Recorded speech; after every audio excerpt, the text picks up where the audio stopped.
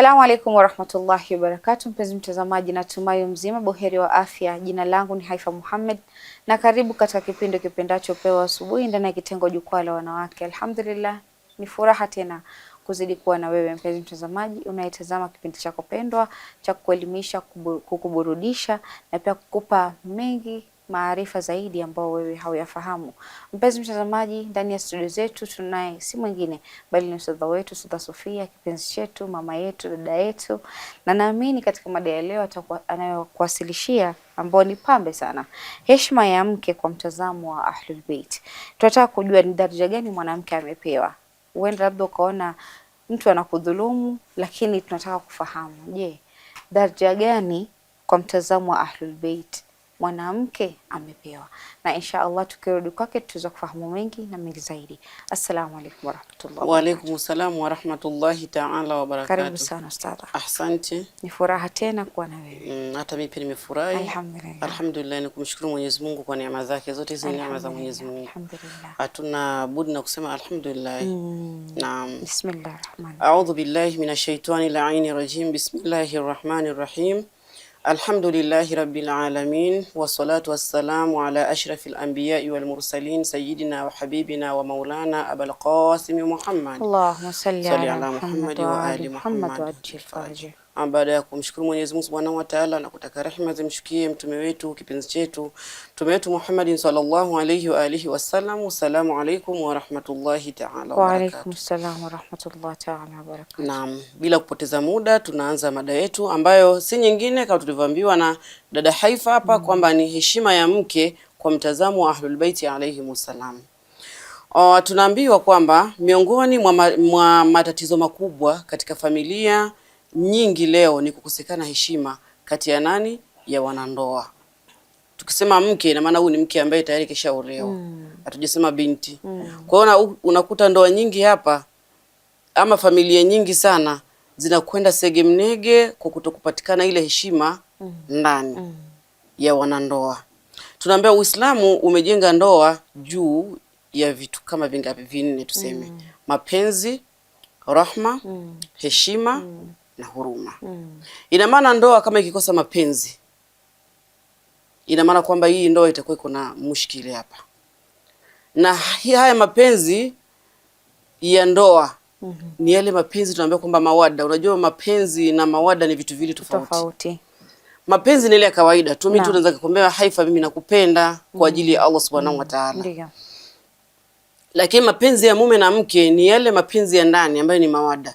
Kwa ina maana kwamba mwanamume akiwa wanaonyeshana mapenzi kati ya mume na mke, ina maana kwamba ile ni moja miongoni mwa nini? Mheshima na mheshimu mke wake.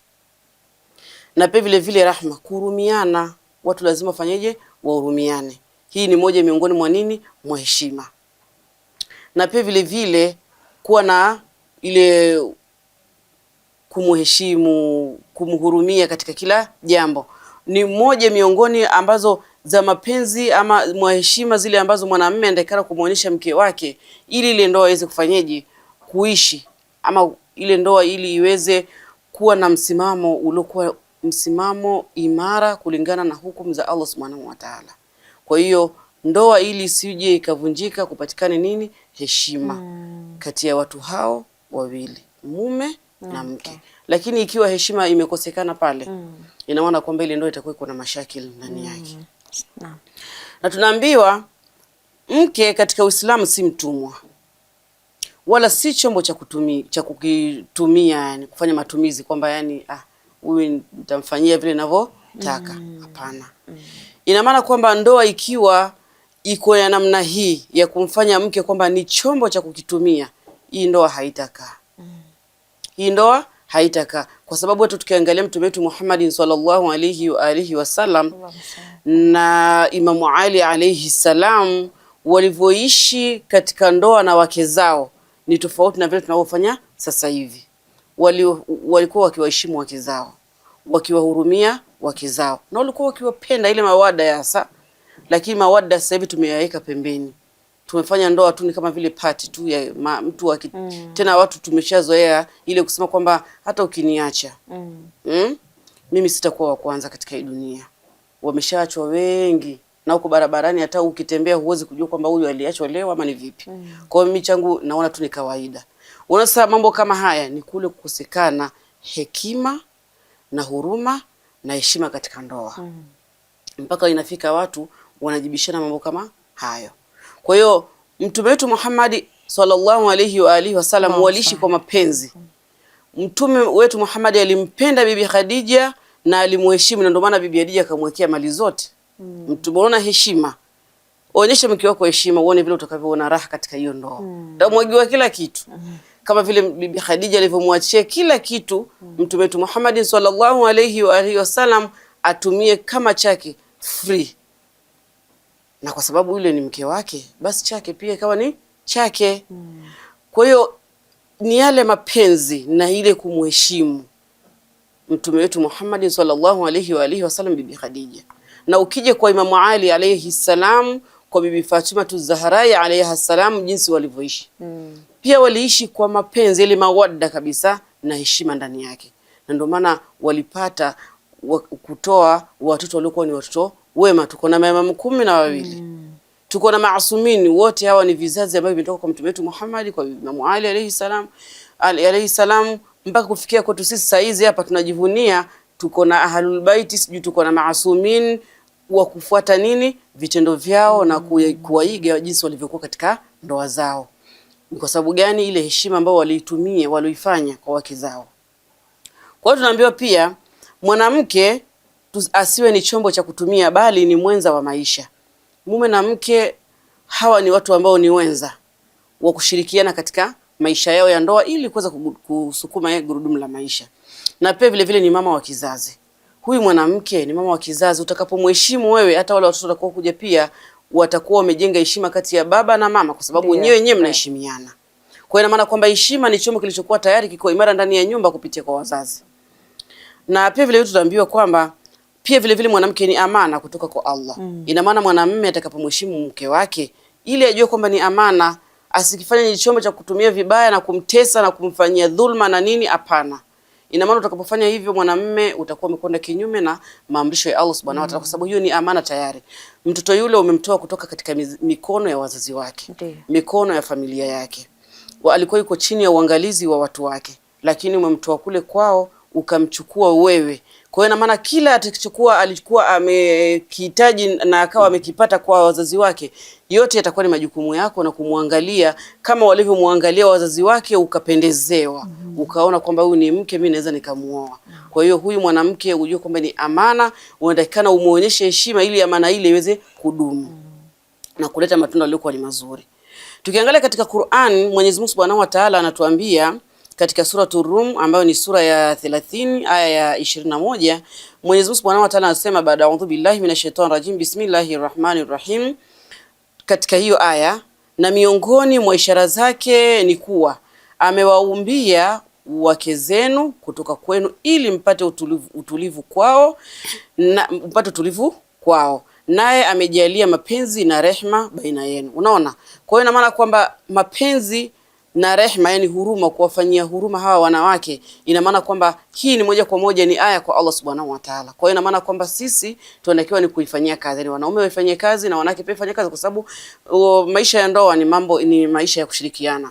Kwa hiyo mapenzi na rehma zipatikane kati ya wanandoa wawili. Ina maana yakipatikana mapenzi na mawadda, hii ndoa itadumu na heshima pia itakuwa. Ina maana kwanza heshima ikipatikana, hayo mapenzi na rehema itakuwa ndio imelenga mizizi katika hiyo ndoa.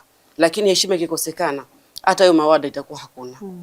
Mapenzi haya yatakuwa hakuna kabisa. Hata hiyo rehema, huruma itakuwa hakuna kabisa. Kwa sababu gani? Ya kukosekana heshima ndani ya ndoa. Kwa hiyo tuweze kuheshimiana mume na mke ili kupatikane hayo mawada na hiyo rehema ambayo Mwenyezi Mungu Subhanahu wa Ta'ala tueleza katika hii sura. Kwa hiyo aya hii inatuonyesha kuwa ndoa ni sehemu ya rehema za Allah Subhanahu wa Ta'ala. Mume na mke wanapaswa kuwa sehemu ya utulivu wa kila mmoja. Na utulivu huu utapatikana wakati heshima itakapokuwepo.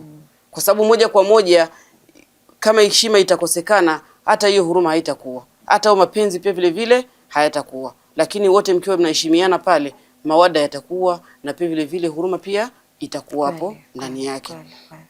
Mtume wetu Muhammad sallallahu alayhi wa alihi wasallam, Allahumma salli ala Muhammad wa ali Muhammad, tunaambia kwamba alikuwa mfano bora wa kuheshimu wanawake. Alikuwa anaheshimu wanawake, kwanza mke wake alikuwa kimheshimu, na wanawake wengine pia wa nje pia vile vile kwa kiwajengea heshima. Unaona, kwa hiyo tunachotakiwa sasa hivi ni kujenga ile heshima. Hii heshima ikidumu kutokea nje mpaka pale ndani, ina maana kwamba hizi ndoa zetu zitakuwa hazina ule mtetereko na wala kukosa ile kuwa na muonekano mzuri katika familia. Kwa tunaambiwa kwamba tunaambiwa kwamba alikuwa hasemi maneno ya kudhalilisha. Unaona, maana kwamba mwanamume akiwa anamuongelesha mke wake maneno ya kudhalilisha, maana ile heshima itakuwa hakuna. Heshima itakuwa hakuna kabisa. Mwanamume umdhalilishe mke wako, ina maana hapo heshima itakuwa hakuna. Na mwanamke pia vile vile umdhalilishe mume wako, ina maana pale heshima pia itakuwa vile vile hakuna. Kwa hiyo heshima ili iweze kujengeka ni baina ya hawa watu wawili. Kwa hiyo Mtume alikuwa yeye hawadhalilishi wanawake kwa kuongelesha vibaya, yani kusema lugha zilizokuwa chafu. Unakuta wanaume wengi wanaume baadhi yao unakuta wanawapatia wake zao hata majina mabaya tu. Yani mtu anaona kwamba kishamchoka, wewe mwanamke, unaona, yani unakuta mwanamke una mambo mengi sana mwanamke, sijui, unaona yani ile kwamba watu kutokuwa na ile matamshi mazuri. Na pia mwanamke pia vile vile anaweza pia akafanya naye pia hilo lishakuja tayari. Wanasema mwanzo wa ndoa utakuta watu wanapendana na mahaba yao yote. Na kweli watu waitata majina kama yote. Kwanza ukiangalia simu utakuta majina kadha wa kadha kwa message. Kitana kila wiki mtu anabadilisha jina la mke, asikie Nyonda Mkaliani, Barafu wa Moyo, baby, sweetie, dali. Zote hizo hani. Unasema majina hayo yote mtu anayaita, especially kama ni mwanzo wa ndoa. Mashallah. Alafu fika kule ama mwanamke tu aje ajifungue, asikie mamake nani, hata mamake nani, mamake ndio hivyo. Inakuwa ni mtihani. Inakuwa ni mtihani. Sasa inabidi kwamba unajua wakati watu wanapooana Haifa, tunakuwa tuko wawili, mume na mke. Hakuna mtoto pembeni wala hakuna nani. Kwa hiyo hapa ina maana kwamba macho yetu yanaangaliana, mimi na kuangalia wewe, Mungu ni mwenzako. Lakini baada ya pale mtoto anapokuja, pale tunabidi sasa ili tuweze kuendeleza huo uhusiano wetu uliokuwa nao tangu mwanzo kabla ya kupata mtoto, pale inabidi sasa tuwe makini. Kwa sababu tunaambiwa si wanawake, mtoto wa kwanza ni mume wako. Wanaume ni watu wengine ambao ni fani mashaallah. Ambao mwanamume ukimchukua, yani ukimwona kwamba yani huyu ni mtu mzima na akili zake, utakasirika ndani ya nyumba Haifa. Kweli. Utakasirika, lakini hebu chukua kwamba huyu ni mwanamume, kuna tabia fulani ambazo ni kama vile mtoto fulani hivi. Kwa hiyo ndo mtoto wako wa kwanza mume weko pale. Utaanza kumlea. Sasa mtoto huyu akija akipata sasa mtoto yule akikweli kweli sasa wa kwako, na maana kwamba itabidi pale uwe mwangalifu sana. Ndio ile usije ukaharibu kule. Inabidi uwe mwangalifu. Hiyo kuitana baba fulani na mama fulani si kwamba kukosekana ni kumekosekana heshima, pana. Ni katika ile tunasema kwamba linapatikana jina la pili kati yao. Jina la pili linapatikana hapo. Lakini si kwamba eti ni kuvunja heshima, hapana. Na pia vile vitu tunaambiwa kwamba pia alikuwa akiongelesha wanawake pia kwa upole, kwa pia vile kwa akiwasaidia kazi za nyumbani. Hii kusaidia kazi za nyumbani pia ni moja miongoni ambayo italeta jenga zaidi heshima.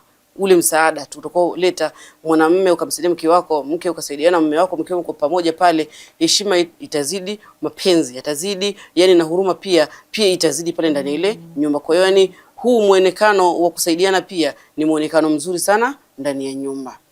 Na pia vile vile tukaambiwa kwamba Mtume alisema kwamba mbora wenu ni yule aliyembora kwa familia yake. Hii ni hadithi ya Mtume wetu Muhammad sallallahu alayhi wa alihi wasallam.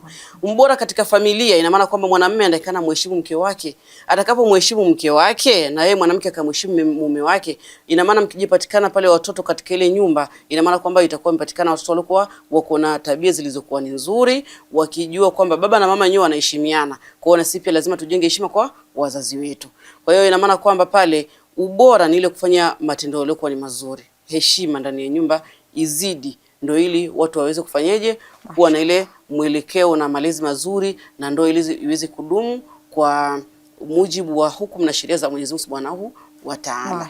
Mashaallah. Shukran sana ustadha kwa kutujuza mengi katika awamu ya kwanza. Inshallah tutachukua mapumziko, tutakaporudi tuendelee zaidi. Inshallah. Kurudi kwako mpenzi mtazamaji, natumai katika awamu ya Kwanza tukiwa na Ustadh Sofia, alhamdulillah, anakujuza mengi kuhusiana na mwanamke kwa mtazamo wa Ahlul Bait. Mwanamke ni nani? Hapa hususan ameamua kuiangazia hasa upande wa ndoa, kwa sababu tunavyofahamu ya kwamba ndoa siku hizi imekuwa ni kama maji yakimwagika hayazoleki. Kuna wengine wanaishia kupeana talaka, tena mwaka haujaisha, haujafika hata mwaka mmoja wote washapeana talaka. Kwa nini?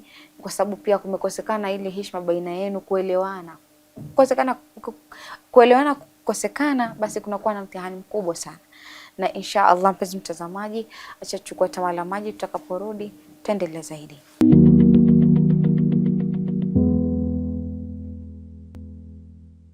Assalamu alaikum warahmatullahi wabarakatuh. Mpenzi mtazamaji, karibu tena katika awamu ya pili ya kipindi kipendacho Pewa Asubuhi ndani ya kitengo Jukwaa la Wanawake. Alhamdulillah, tunazidi kuwa na ustadha ndani ya studio zetu za Mahdi TV akujuza mengi kuhusiana na heshima ya mke kwa mtazamo wa Ahlul Bait, na tukirudi kwake tutaweza kufahamu mengi na mengi zaidi. Karibu tena ustadha. Naam, asante, shukran sana. Bila kupoteza muda, tunaendelea na kipindi chetu katika awamu yetu ya pili kuhusiana na heshima ya mwanamke, kwa heshima ya mwanamke kwa mtazamo wa Ahlul Bait alayhi wasallam. Naam. Tumesoma hadithi ya mtume wetu Muhammad sallallahu alayhi wa alihi wasallam, Allahumma salli ala Muhammad wa ali Muhammad, kwa familia, yani mbora wenu ni yule aliyembora katika familia yake. Kwa sababu yeye mtume alikuwa ni mbora katika familia yake, na pia vile vile wanaume wanatakana wewe wabora katika familia zao kama alivyokuwa mtume katika familia yake, akiwaheshimu wake zake. Na pia vile tukiangalia katika kauli ya Imam Jafar Sadiq alayhi salam, anatuambia asema mwanamke ni ua si mtumishi. Mwanamke ni ua si mtumishi. Ina maana kwamba ili mwanamke awe kweli ni hilo ua, ina maana kwamba pale heshima ipatikane. Kwa sababu heshima itakapopatikana, ua lile litafanyeje? Utaliweza kuliangalia kwa uzuri. Lakini ukimweka kwamba yeye ni mtumishi, utamfanya kwamba ili ua linyauke, kwa sababu ili ua liweze kuchanua linahitaji matumizi. Linahitaji nini? Linahitaji kutunzwa, kudhaminiwa, kulindwa na kusemeshwa vizuri. Huyu ni mwanadamu. Mwanamke nani? Ni mwanadamu tunayemuelezea hapa. Ni ua ambalo linahitaji kutunzwa, kudhaminiwa, kulindwa na kusemeshwa vizuri. Ina maana kwamba usipomtunza huyu mwanamke kwa kumpatia heshima na vile inavyotakikana, basi ina maana kwamba ua lile litanywea. Usipomthamini mwanamke huyu, ina maana kwamba ua lile litachakaa. Na usipomlinda, pia ina maana kwamba ua lile litatoka, maua litasambaratika. Na usipomsemesha vizuri, ua lile litabakia mti tu. Mti ule pia utakufa. Kwa ina maana kwamba lazima kupatikana ile maneno mazuri ambayo ya kumuonyesha kwa mwanamke mwenyewe ahisi kwamba mume wangu ananiheshimu. Na utakapoonyesha heshima hizo, na yeye pia atakuheshimu vile vile kama mume wake. Kwa hiyo mwanamke akidhalilishwa, sasa moyo unaumia. Ukimdhalilisha mwanamke, moyo unakuwa unaumia. Ndio pale unakuta mwanamke yule anakuwa yuko mnyonge wakati wote, kana kwamba yani amekosa sijui kitu gani katika maisha yake. Kwa sababu gani? Ya yale maneno yaliokuwa ni mabaya unaompatia kumuumiza roho, kwa sababu anaona kwa ni mimi huyu mume kanionaje mpaka ananipatia maneno ya kuniumiza roho namna hii. Kwa hiyo ina maana kwamba usimuumize roho, mpatie nini? Heshima, msemeshe kwa maneno mazuri. Na pia vile vile tunaambiwa kwamba mwanamke katika familia pia anaathirika, yani akipewa ile maneno mabaya, huyu mwanamke anaathirika. Na pia vile vile watoto uathirika pia vile kisaikolojia. Kwa sababu watoto wakimwona mama yao hana raha ndani ya nyumba, ina maana pia na wao watakosa raha. Ni kama pale mwanamke anaponyonyesha mtoto, anaambiwa asipende sana kuhuzunika, sababu yule mtoto ananyonya kutoka kwa ule mama. Yule mama ana athari kubwa sana kwa ule mtoto. Ni kweli, ambayo sasa utakuta wanawake wengi, utakuta labda kuna mwanamke akiwa katika upande wake wa kunyonyesha, anakuwa na stress kiasi kikubwa. Mara mume ashamfanyia hivi. Unajua kuna mwanamume anabadilika pindi mwanamke anapozaa. Akishajifungua tu yule mwanamke, utakuta mood za huyu mwanamume zinabadilika. Sasa hii inamwaffect yule mama. Ikishamwaffect yule mama wakati wa kunyonyesha kwake, basi haya chances kwamba anamwaffect huyu mtoto. Na pia vile tuliambiwa katika hadithi za maimamu, na kama sisi kutoka kwa maimamu wetu alayhi wasallam, kwa mtume kwamba mtoto ananyonya, yani vile anavyonyonyaziwa ananyonya pia tabia za yule mama kupitia kule kunyonya. Ndio maana tukaambiwa kwamba mnapotaka kuwapatia watoto wa mama wa kuonyonyesha, muangalie pia tabia zao, kwa sababu mtoto ananyonya tabia kupitia kwa yule mama. Ndiyo. Kwa hiyo unaona zote hizo tunatakiwa watu wawe makini sana mama anapokuwa ananyonyesha, ili mtoto sijaka pia affectika kisaikolojia kupitia vile anavyonyonya, kwa sababu ile stress na huzuni aliyokuwa nayo mama yake. Kwa hiyo mwanamke tunaambiwa kwamba namna ya kumheshimu mke ni lugha nzuri. Mwanamke anahitaji lugha nzuri. Tunaambiwa kwa mwanaume asimuite mwanamke majina mabaya. We mwanamke, ukoje, unakaka mwenda wazimu? Unajua na wengine pia wanaita wanawake wake zao wenda wazimu. Ama kufananisha mwanamke kama mama yako. Kwanza hiyo ni makosa katika hukumu na sheria za dini. Hiyo haitakikani. Hapo kuna hukumu nyingine hasa katika hukumu za kifikihi. Huyo tena inabidi kwanza mkae pembeni. Hatuko hapo. Lakini hiyo haitakikani. Yaani msiudhiane mpaka mkaitiane, si mwanamume tu peke yake, hata mwanamke kumfananisha mume wake na babake ama na kakake. Hizo pia zitakika katika hukumu na sheria za dini, haitakikani. Kwa hiyo msiende mkavuka mipaka ya Allah Subhanahu wa Ta'ala. Kwa hiyo mwanamume ama mwanamke atakikani muitane majina mabaya ama kejeli. Unakaaje? Unajua mtu mwingine anasema kwani mimi nilioa mke wa design gani? Yaani mimi nilizunguka kote nikakosa, nikaja nikaoa kitu kama hiki, anaita kitu. Nikaoa kitu kama hiki. Yaani unakuta ile maneno ya kejeli tu inakaa ikamuumiza roho yule. Na hukulazimishwa kuoa, wewe ndio uliamua kuoa mwenyewe. Au sema tu labda uliamua tu kuoa, labda ulilazimishwa. Umelazimishwa ni kitengo kingine. Lakini huyu umeoa kwa hiari yako. Ni kabisa. Wewe mwenyewe. Hakuna alokulazimisha wewe umuoe.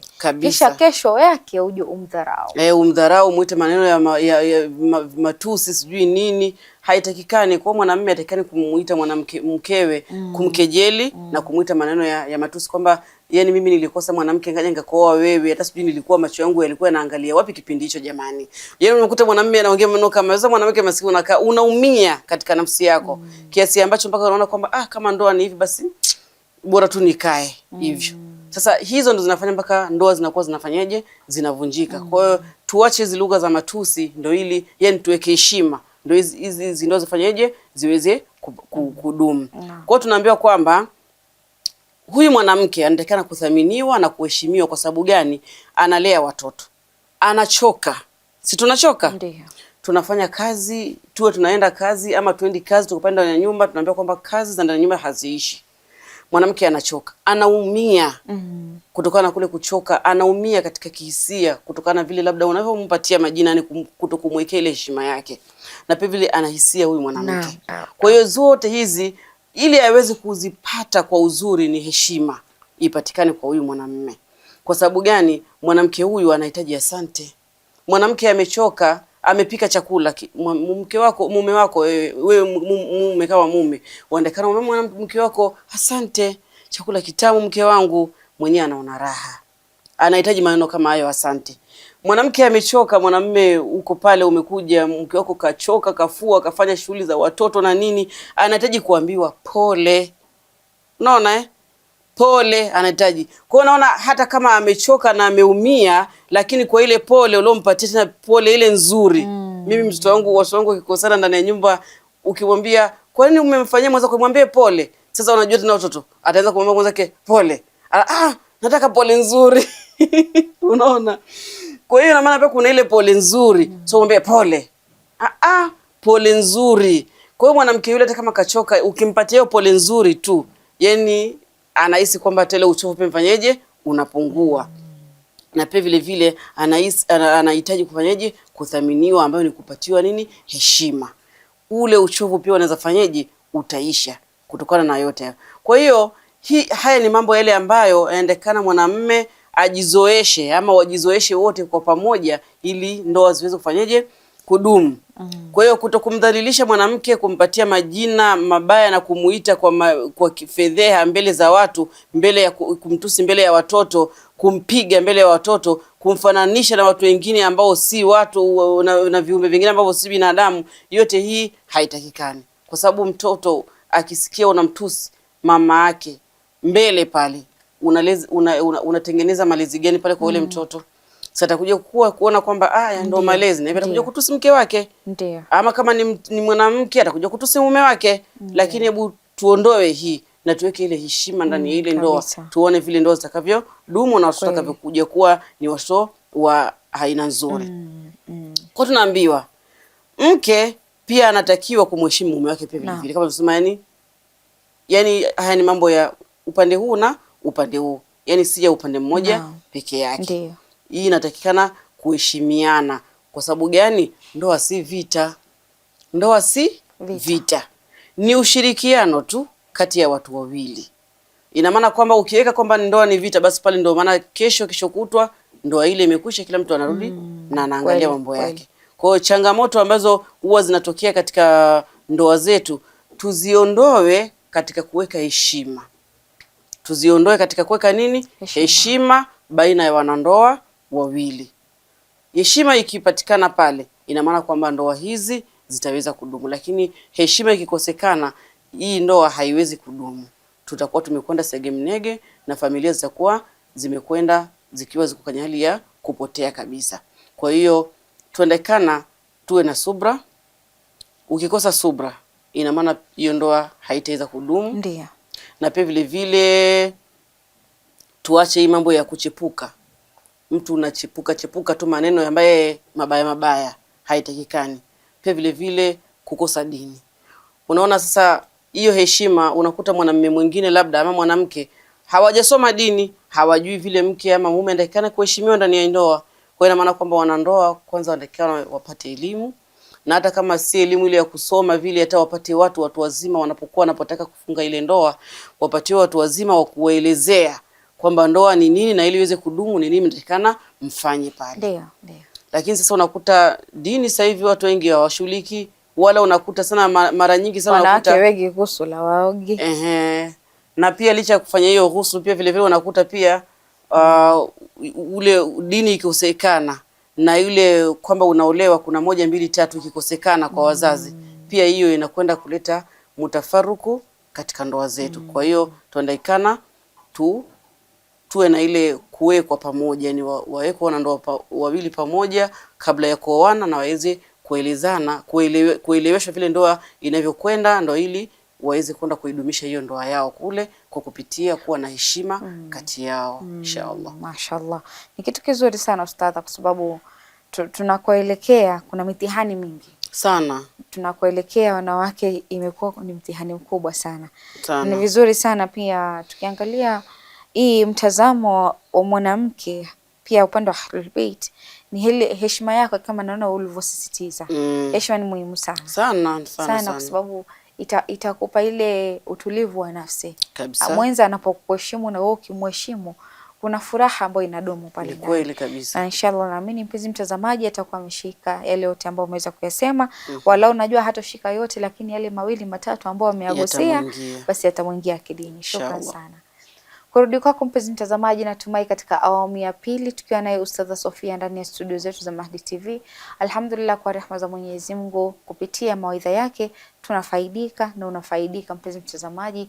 Naamini wewe mwanamke nyumbani unataka kuwa mwanamke bora, kuwa mwanamke ambaye heshima ni kila kitu kwako, dignity yako ni kila kitu kwako, na ni very very important. Ukikuwa mwanamke mwenye kufata misingi ambayo Mwenyezi Mungu amekuwekea, basi hautokosa ule wema.